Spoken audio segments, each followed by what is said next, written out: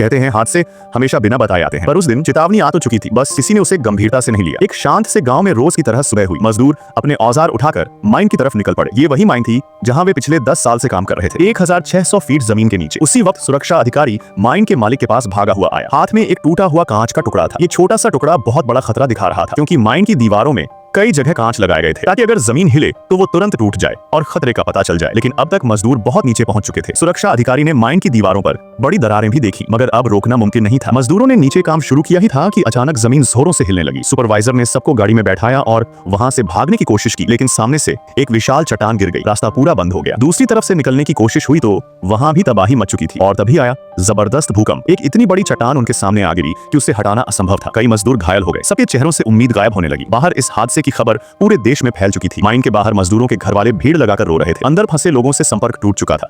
रास्ता कोई नहीं था। सुपरवाइजर ने एक चिमनी रास्ता दिखाया जिसके जरिए शायद ऊपर चढ़ा जा सकता था। वह 2 लोगों को लेकर ऊपर चढ़ा भी, लेकिन पाया कि भूकंप के झटकों से सीढ़ियां टूट चुकी थी। अब किसी के पास कोई उम्मीद नहीं बची थी। सब चुप हो गए। सिर्फ भगवान का नाम लिया जा रहा था। अगली सुबह एक अधिकारी राष्ट्रपति से मिला, लेकिन जवाब बेहद ठंडा था। माइन प्राइवेट है, हम उसमें दखल नहीं दे सकते। फिर वह माइन के मालिक के पास गया। मालिक बोला वो बहुत नीचे हैं, उनके पास सिर्फ 3 दिन का खाना है। जब तक हम पहुंचेंगे वे भूख से मर चुके होंगे। ये सुनकर अधिकारी बाहर आया और जनता को कह दिया हम उन्हें नहीं बचा पाएंगे। यह सुनते ही एक औरत ने उसे थप्पड़ मार दिया। उसका पति भी माइन के अंदर था और उसे पूरी उम्मीद थी कि वो जिंदा है। बाकी लोग भी गिड़गिड़ाने लगे, हमारे अपनों को बचा लो। उनकी हालत देखकर अधिकारी का दिल पिघल गया। उसने फैसला किया चाहे जो हो वो उन्हें बचाने की कोशिश करेगा। एक इंजीनियर बुलाया गया। स्कैन करके बताया गया 33 लोग अभी भी जिंदा हैं, लेकिन जो रास्ता था वो चट्टानों से पूरी तरह ब्लॉक हो चुका था। उनके पास सिर्फ एक रास्ता बचा था।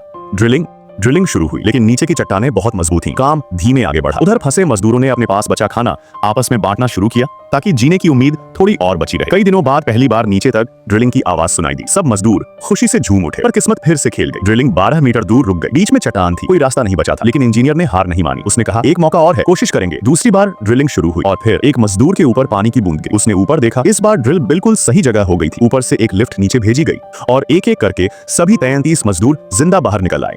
बाहर खड़े उनके घर वाले फूट फूट कर रो रहे थे। किसी ने सोचा भी नहीं था कि इतने दिनों बाद उन्हें जिंदा देखा जाएगा। उस दिन सबने महसूस किया कभी कभी जिंदगी सिर्फ हिम्मत से नहीं, किसी की उम्मीद से भी बच जाती है। वैसे अगर आप इस माइन में फंसे होते तो क्या करते? कमेंट्स में जरूर बताना। साथ ही चैनल को सब्सक्राइब भी कर लेना। मिलते हैं अगली वीडियो में।